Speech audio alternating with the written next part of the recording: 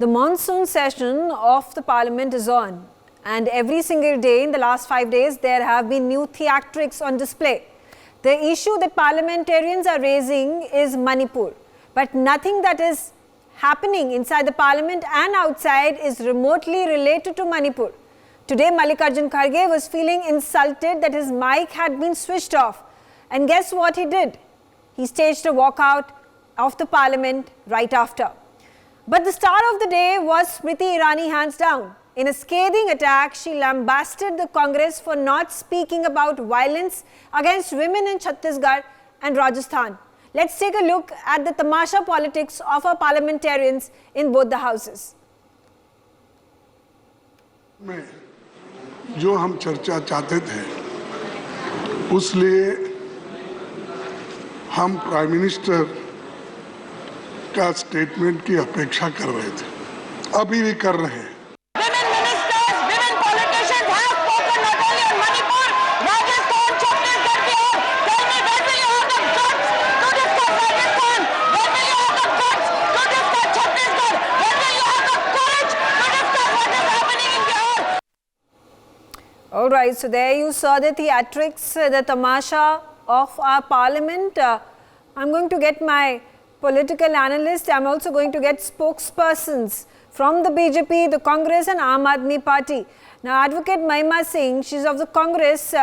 If you could explain to us this tamasha politics and how is it helping the citizens of our country?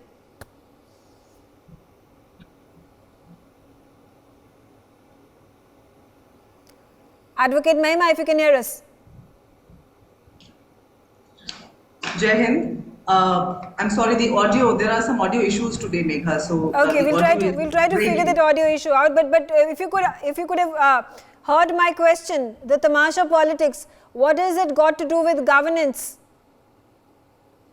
Well, Megha, we have to say that we, the people of India, have lost confidence in the elected leader of the house, that is the Prime Minister, for so many reasons.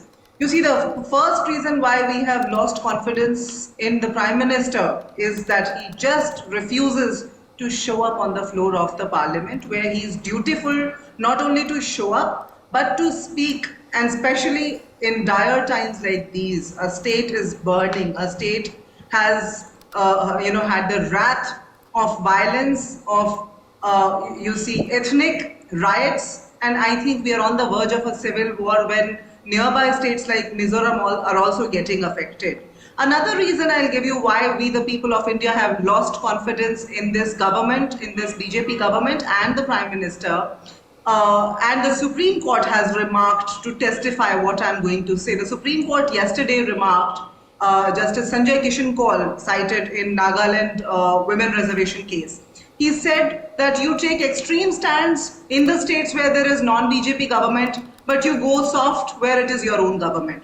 In another order just yesterday, CJI, Honorable Chief Justice of India, remarked and said to the BJP that you go on forming committee after committee till such time that you get a favorable order. So if these orders that come out on a single day, the same day as the opposition leader's mic is muted. Yesterday, our leaders, our president's mic was muted, who was also the leader of opposition in the parliament, and it was done so brazenly, blatantly, arbitrarily. Sorry. So we, the people of India, have lost confidence, have lost trust in this government, which practices favoritism, which works with megalomania, which has a lot to hide. The opposition doesn't have anything to hide in Manipur. It is a government that has everything to hide. Advocate Singh, I'm going to raise what the contention that is being made by the BJP at this point of time. They're saying that when it suits the Congress and other opposition parties, they talk about violence against women. But when they talk about the states that are being ruled by the opposition, they can't seem to see the violence that is taking place against women in their own ruled states. Megha, look who's making that statement. It is the Women and Child Development Minister, a minister who remains absent from the action whenever her presence is required, whenever her intervention is required. She's absent. She comes out fully ablaze when it comes to her own daughter. When it comes to the daughters of this country, she absolutely looks the other way around, and then theatrics is the right word that you have used, because within the house she gets up. We remember the last time when she heckled our one of the senior most leaders in the country, Mrs. Sonia Gandhi, and the same has happened today. It was a moment where one of our MPs, respected Miss Miss Ami Yajnik, was raising relevant questions, but Miss Irani, the Minister for Women and Child Development, the missing minister, what she did was she created a scene there. She has not spoken on Manipur daughters, but she wants to gaslight here. So she was playing gaslighting because she cannot answer on Manipur, because she refuses to see the difference between Manipur and elsewhere. Okay. Manipur has no internet for 3 months. Okay. There is no other state. Okay. There is no other. Allow me 10 more seconds. Allow me 10 more seconds. There is no other, because you've asked about other states. Let's just say there is no other state in this country where the CM has said, if the center will say, I will step down, that I have barred the internet services, because there are hundreds of such incidences. There is no other state where the governor has said, I have not seen violence like this ever in my life. There is no state where the internet is shut for 3 months. There is no other state where the police has handed over the daughters to a mob to be raped and to be paraded naked. So Manipur is different, ma'am, and I think it is Manipur is different. I'm going to get Shivam Chhabra on this. Shivam Chhabra, what is happening in the parliament? Why is this bickering taking place? Is this then helping us resolve the Manipur matter? And obviously, Mahima coming about saying that BJP is doing whataboutery. It is not really concerned about what is happening in Manipur, but blaming other political parties for matters that are taking place in their ruled states. How does this resolve the Manipur matter? See, Bharatiya Janata Party is doing one thing and just taking care of Manipur, nothing more than that. Unfortunately, the kind of politics the Congress party and other parties are doing in the parliament is absolutely sad. They want to discuss everything. They want to discuss Manipur, but they don't want to discuss the violence which is happening in Rajasthan. They don't want to discuss violence happening in Bengal. They don't want to discuss instances in Bengaluru, but they want to do everything which has got concerned with the Bharatiya Janata Party. Now, I wish to say, and I wish to say it on record, it is not me, it is the Honorable Home Minister of this country, Amit Shah ji, gave a public reply to Mr. Mallikarjun Kharge ji to his response and said that Bharatiya Janata Party is willing to hold discussion on Manipur and other atrocities against the women on the House of the Parliament. I fail to understand that what makes Congress party and the other opposition parties, basically run out of this kind of a discussion on the House of the Parliament. I mean, it is absolutely sad and absurd when they come out and say that, it is, and I think it is a sad day when you try to do politics over the matters concerning safety and security of women. Okay. It is absolutely sad. Okay. So Shivam also, I want to understand, but then should we just take it for granted that every single time there is a session of the parliament taking place, this is a place, this is the venue, this is the stage for politicians, for members of the parliament to bring about optics, to do this theatrics, to do this tamasha, because this is one-upmanship that is going on, this is grandstanding, and it happens in every parliamentary session. So this is nothing new, this is something just to grab the headlines, grab the eyeballs of the people and give them a tamasha that they are looking for. No, it is actually a fact. I mean, they could not find a single allegation against the BJP. They don't have an agenda for this country. But yes, they do have an agenda to form INDIK. They do have an agenda. So simply what everybody needs to understand is that there is always an agenda against Prime Minister Modi, but they don't have an agenda for the new India. Okay. This is the fact. Okay, all right. I'm going to come back to you, Advocate Mahima. Let me get in Abhinandita Mathur of the Aam Aadmi Party. Abhinandita, particularly about the Delhi ordinance. Now, the centre has given a nod for the bill to be introduced. the big question, whether the Congress is going to support the Aam Aadmi Party in the Lok Sabha and the Rajya Sabha.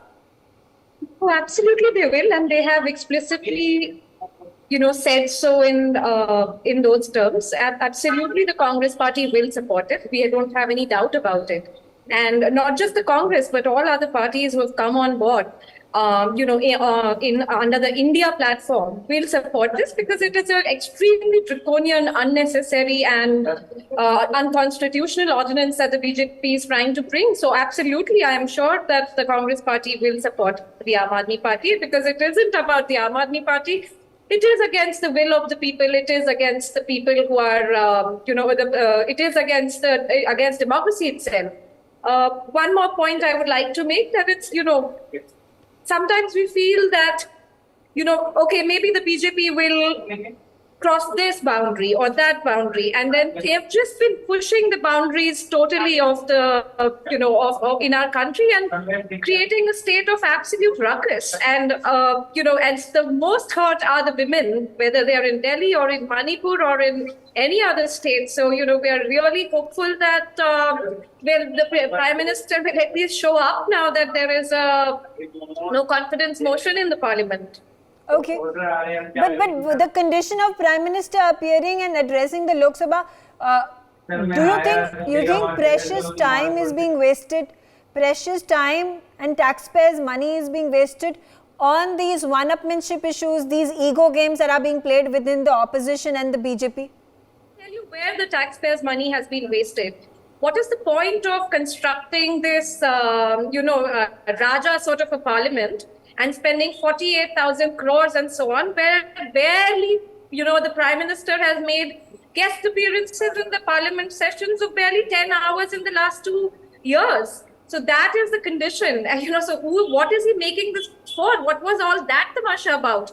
If he has any respect for the institution of the Parliament, then he should show up. Okay. And I'm sorry, it is a very wrong narrative on our part to spread that the Prime Minister is, that the opposition or anybody else is wasting taxpayers' money. No, I'm not being biased. I'm not being biased against the opposition. I'm saying there's a complete ruckus. If it isn't Tamasha, then what is? If you see Smriti Irani taking up all the time and shouting and having this mudslinging match, over that matter, Mallikarjun Kharge is feeling insulted because his mic has been switched out and then he does a walkout. I mean, what if this isn't Tamasha, then what is? I'm telling you what Tamasha is. Tamasha is that costume drama that the Prime Minister unfortunately did on the opening of the Parliament House, and there too that he did not actually invite the Honourable President. Okay. And now it all comes together, because she's a tribal perhaps, because, she's a woman, and 1 + 1 is actually very unfortunately, we are able to join the dots. That is an interesting attack that has been made by Abhinandita. Shivam, will you care to answer this? No, this is complete, the kind of psyche Abhinandita is showing of Aam Aadmi Party, you can already seen right now. I think you're muted. You'll have to unmute yourself, Shivam.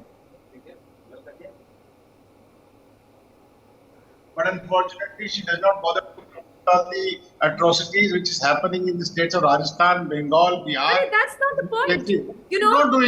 That's not the point. I'm sorry, Shivam, you are not representing the problems of women in this country. You have absolutely no locus to do this whataboutery. You have absolutely no locus to do this whataboutery. You and the party that you support, that is the BJP, have shamed women, have insulted the women of this country, from wrestlers to ordinary women to achievers, whoever it be. You have absolutely no locus to do this whataboutery, and absolutely no locus. I'm very sorry. I think that's incredibly insulting. Who the hell? What is your locus to do this? What about women in Rajasthan? He's our Prime Minister. We can even ask him about the condition of women in Rajasthan or West Bengal. Okay. This is utter nonsense. You're trying to... Okay, all right. Regressive. Advocate Mahima, again I pose this question to you. Now there has been a no confidence motion that has been filed by the opposition, by the Congress and the BRS. Now in such a situation, when you know that you are going to fail to get the numbers, what is this entire tamasha about? What is this no confidence motion going to achieve for the opposition? Megha, if you would call, our democratic rights tamasha, then so be it. But let me just say... No, I'm just talking about the statistics. I'm talking about the numbers. BJP has 303. In total, NDA has 333 or something. You have 144.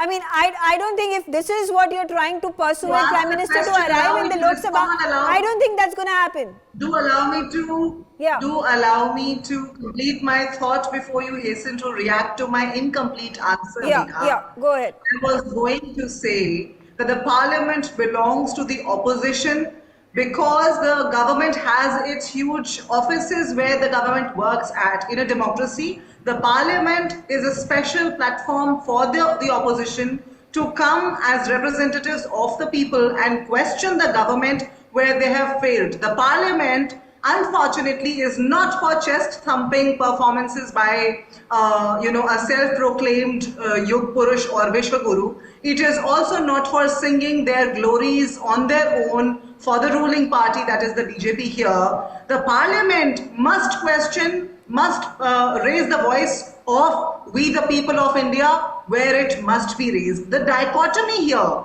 Megha, is that when the BJP spokesperson was speaking, I was shocked, I was appalled because the manner in which he is speaking is, I mean, he is proclaiming and he is boasting Mr. Amit Shah's letter. We ask what took Mr. Amit Shah, the Home Minister of this country, many weeks before he could first land in Manipur, when we had been conducting press conferences right from the first week when the violence triggered. What prompts this government to think that they will speak in an unbecoming manner to the opposition, of the opposition, but then they will use fancy words and they will, play gimmicks of writing letters and folding hands and all. Do they think that the people of this country are blind? Neither are they blind, nor are they patients of short-term memory loss. They have been seeing what has been happening in this country for 9 years. Taxpayers' money you asked about. Taxpayers' money, our hearts cry when the taxpayers' money is wasted on fanciful foreign visits of the Prime Minister, where he never comes back and tells us as taxpayers what did he do on that particular visit. Okay. If you see the history, every Prime Minister, once they return from a foreign visit, it's not a holiday they are going on, it's just country's business. When they return, they do press conferences, they take the country in confidence. But we, the people of India, have lost confidence in this government. Absolutely. Okay, all right. Okay, you've made your point. Shivam, would you like to counter this statement of what Advocate Maima has made? Confidence in this party, it is for the people of this country to decide, not Mahimaji on this channel. And I think she should, when she was speaking, that the Honorable Prime, on the visits of Honorable Prime Minister, the money being wasted here and there, she should be appalled by the decision of the Congress party and the political parties when they boycott the sessions for no reason. When the government in power is ready for all sorts of discussion. Who has boycotted? Who has boycotted the session? How does he say that? How is he making such an irresponsible statement? Who has boycotted the session? Bangkok for a holiday. My Prime Minister is going to the These are lies. He's lying on national TV. Who has boycotted? Who has boycotted? The BJP spokesperson must be asked. Who has boycotted the parliament session? We know you wish that. Okay. We know you do wish that we should boycott the session. Nothing might come out of this conversation, this debate that we are having, but it's heartening to see that the Congress and Aam Aadmi Party are speaking in the same tone. Something could be a precursor to what might happen in the parliament, because that was the precondition for Arvind Kejriwal before he decided to be part of the United Front, which is the INDIA India. So that's going to be an interesting vote to watch out for in the further days of the monsoon session of the parliament. I'm also being joined by Devang Dave. He's a political analyst. Devang, everybody awaits the monsoon session or the budget session or the winter session of the parliament. It's interesting, it's fun, but not because of its content, but because of the because of the one-upmanship games that are played out. So this session, monsoon session, is no different. See, we need to understand that people of India is watching what all these parties are doing in the parliament, especially outright when the ruling party, the Bharatiya Janata Party, has outrightly said in the parliament that it is ready for any kind of debate within the parliament. And still these parties have went on, doing boycotting, went on doing ruckus, not letting the parliament function. No, but then I'm saying this is a one-upmanship game, right? The opposition says that we are only going to discuss this once the Prime Minister addresses the Lok Sabha. Now the government at this point of time is hell-bent on saying that who is the opposition to ask the Prime Minister to come and speak at the time of their convenience. The Prime Minister, being the Prime Minister, will speak when he wants to speak, when he wants to give an answers, So he's a public servant. Absolutely. He's not the king. See, I see no need for, you need to see that people of India have faith in this government. They have absolutely given complete majority to this government, and this government will fulfill what people's wishes are. And for example, for the Manipur thing, please understand the India knows the Prime Minister is strong enough to deal with this situation. Okay. Yes, I was looking for an unbiased view. But Shivam, quickly an answer from you. Do you think the state government has been incompetent? The state government has been incompetent in Manipur to resolve the issue. It's been 80 days and more. Shivam, get into the conversation. 80 days and more, there's still not been a solution. Because of the disparity in the state government. I'm going to quickly ask Shivam to intervene in this matter, and particularly about the Manipur violence that has been going on for 80 days and more.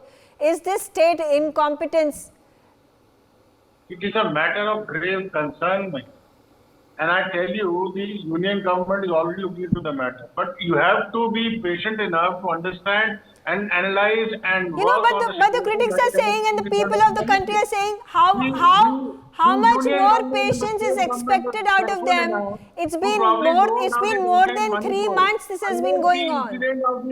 Of the poor girl that came into light, and entire thing again bloated up. But unfortunately, you need to trust the local government and the union government to sort the issue in the most mature way, rather than doing politics and petty politics on the issue. Okay. It is more important to tackle the issue in a very, very sensitive way. You need to realize and understand the local conditions and the situation down there in Manipur, rather than sitting in the Delhi, rather than sitting in AC rooms here and only doing press conferences over the saddest incident which the entire country has witnessed. Well, on that note, there was a press conference, I would have to say press conference that was done by BJP leader Ravi Shankar Prasad. He was doing a press conference on the violence that is taking place in West Bengal and in Rajasthan and Chhattisgarh. But anyway, quickly, Advocate Mahima, quick point before I come to Abhinandita and then wrap up this discussion. Yeah, you see, you introduced a political analyst here. I would say that he would have better written down as unofficial BJP spokesperson, because that's how he spoke. And let me just say, when they are talking about holding press conferences, a delegation of the opposition went to Manipur, and any democratic government would take the opposition in confidence, because these are the matters of real national interest, unlike the farce that they keep on throwing at us all the time. This is national security, this is national integrity. They should have taken the opposition along, the opposition in confidence, and they should have discussed this matter in a democratic manner with the opposition, with the parties that have governed the state in the past. They are talking here about why should we not question the Prime Minister.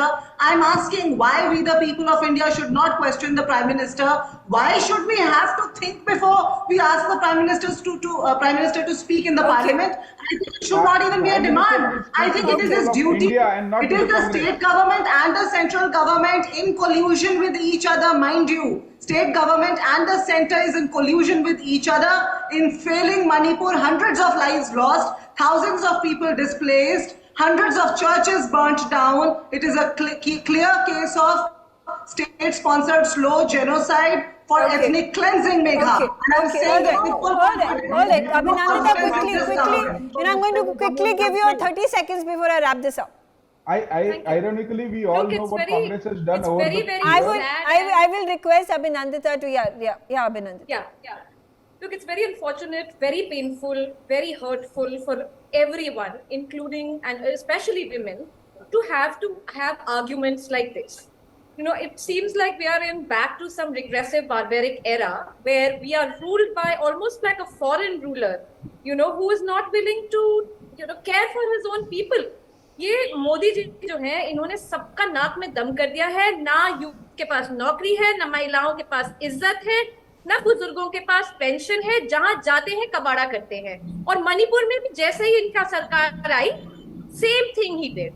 तो हमें माफ कर दीजिए मोदी जी, आप विश्व में घूमिए, ticket पूरी देश देगी, लेकिन देश की अब बागडोर जो है, जो 2024 आ रहा है, they are going to lose. The BJP is going to lose, and the BJP is going to lose badly, because they have insulted the women of this country. People will not tolerate this. Talking about the turmoil in Manipur, it is not just a 3-month-old story. It has been going on for decades together, whether it was the Congress rule or the BJP rule now. The situation has not been resolved. I'll have to say, state governments, central governments refuse to delve deep into it, fearing that they are going to witness a backlash themselves. For more such videos, subscribe to the NewsX YouTube channel, hit the bell icon.